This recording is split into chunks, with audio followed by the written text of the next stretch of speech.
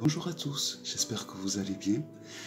Donc dans cette vidéo, je voulais vous présenter un gros coup de cœur au niveau des livres que j'ai depuis un petit moment.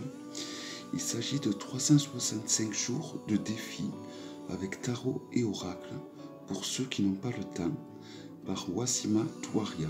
Wassima, donc, il y a une chaîne YouTube, mais également un magasin au Portugal où elle vend du tarot et oracle auto-édité, donc avec des frais de port très raisonnables et avec des frais de douane normalement inexistants. Donc c'est un livre avec une couverture très douce comme les arcanes de l'oracle des reflets. La couverture est vraiment très douce. Alors, il n'a pas l'air très épais comme ça, mais à mes yeux, c'est un livre. Alors, je vais vous dire le nombre de pages qu'il a. Il a 169 pages, mais à mes yeux, c'est un livre qui a la même valeur d'un livre de 800 pages. On peut faire une multitude de jeux, de défis que l'on peut faire avec son tarot, Rider, Marseille ou Thoth, ou les oracles, qu'ils soient le normand ou autre. Donc, alors je pense que le mieux c'est que je vous lise la table des matières. C'est la meilleure façon de le comprendre. Vous voyez, donc, la couverture, je vais vous la montrer. Et il est... Donc, ça sert à rien que je vous le montre comme ça.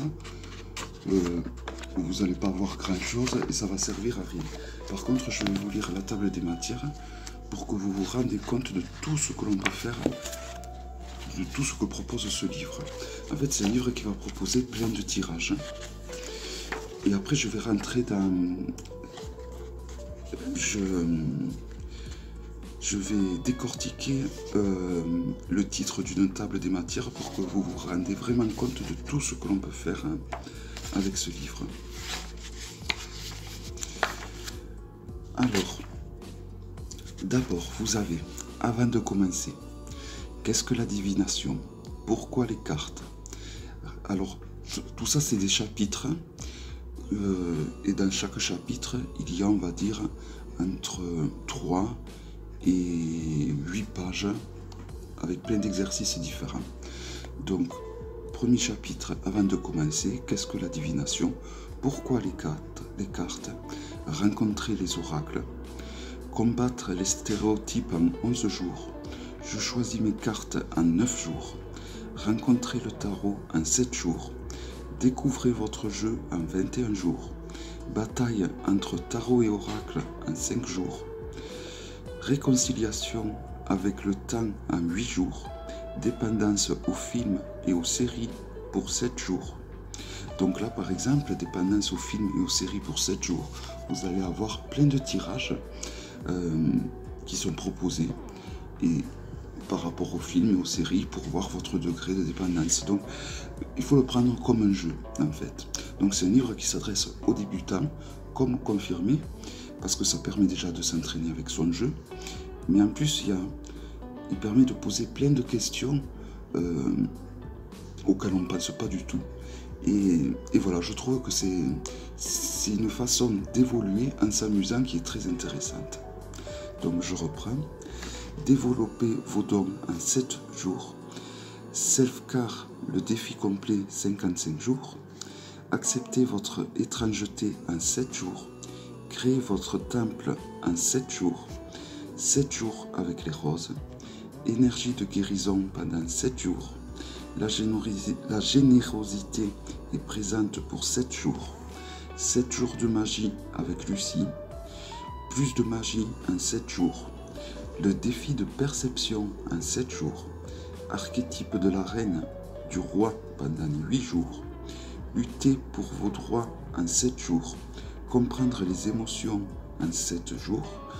7 jours avec la tour. 7 jours avec le diable. Le défi de la lune en 7 jours. Vivez avec l'étoile pendant 7 jours. Connectez-vous au royaume des champs en 21 jours. Connectez-vous au royaume des arbres en 7 jours. Connectez-vous avec Maat en 7 jours. Connectez-vous avec la princesse Diana en 7 jours. 15 jours avec Paladini. 21 jours avec Confucius. 7 jours au Japon. 7 jours pour manifester votre projet. Découvrez le tarot de Marseille en 13 jours. Défi pour le mois de mai en 31 jours. Moment de gratitude. Annexe. Résumé pour ce mois. Exemple de suivi de cartes. Kiewasima Israël.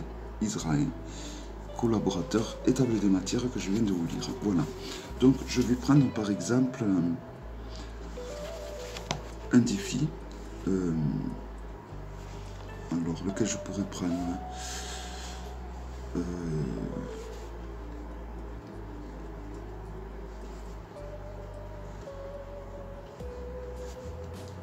je trouve vraiment que c'est un livre très intéressant et en fait il nous permet de voilà de faire plein d'exercices avec n'importe quel jeu au final, et donc je trouve que c'est intéressant. Alors par exemple là, alors je suis sur accepter votre étrangeté en 7 jours. Je vais peut-être vous dire celui-ci. Voilà, alors dépendance aux films et aux séries en 7 jours.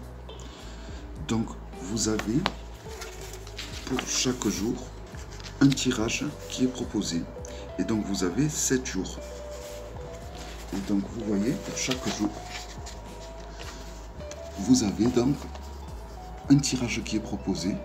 Et voilà, là vous avez donc le jour 1, là vous avez le jour 2. Là on passe au jour 3 et chaque fois donc vous avez un tirage. Donc par exemple pour le jour 1, parfois je me demande pourquoi ai-je passé la soirée à regarder une saison entière d'un drame télévisé.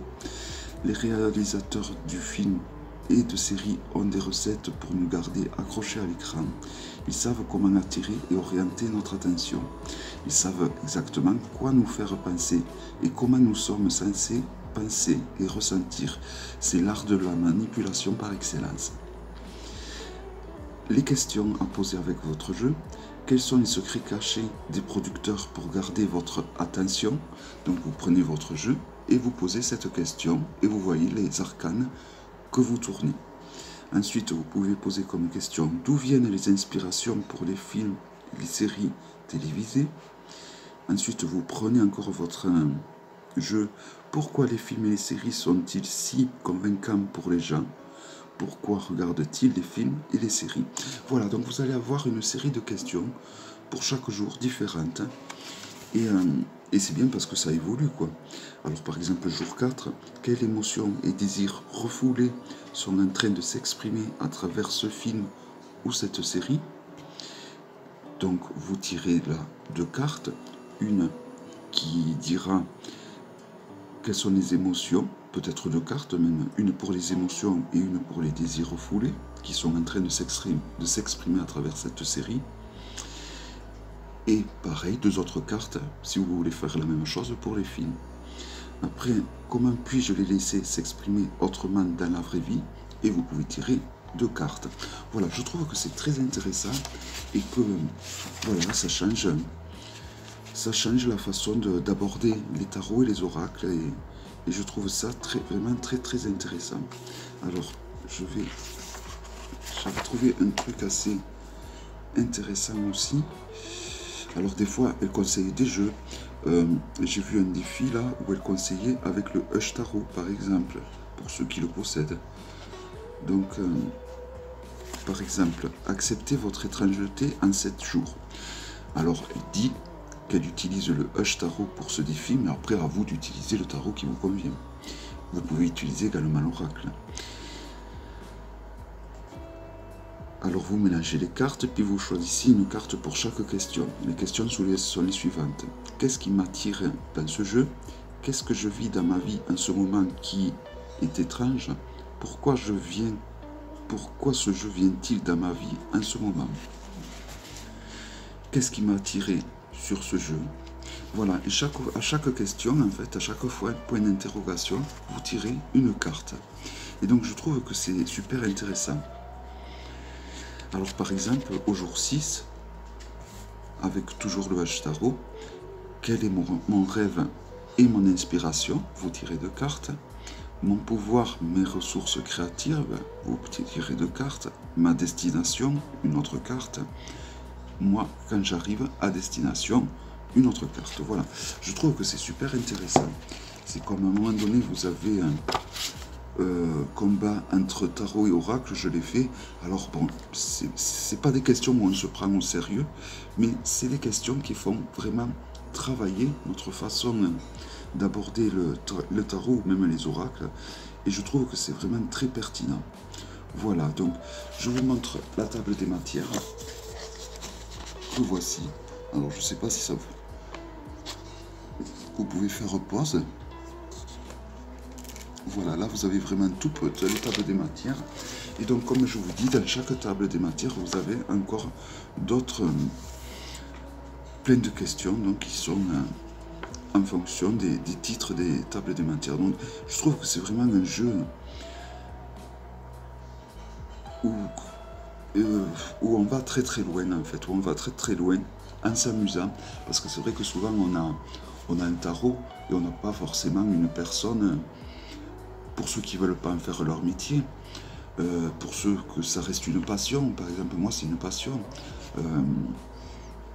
C'est très rare que j'aime pas spécialement, comment dire, ça m'arrive de tirer des cartes à des personnes que je connais pas, mais bon, c'est pas non plus, voilà, je ne vis pas du tout de ça, donc ça reste quand même, je veux que ça reste une passion, voilà, tout simplement. Donc je trouve que c'est intéressant ce livre parce que voilà, il propose plein de questions auxquelles on ne pense pas forcément et qui sont des questions qui vont nous faire vraiment travailler notre approche au niveau du tarot ou des oracles. Donc vraiment, je ne peux que le conseiller. J'ai eu vraiment un gros coup de cœur. Vraiment un gros coup de cœur avec ce bouquin.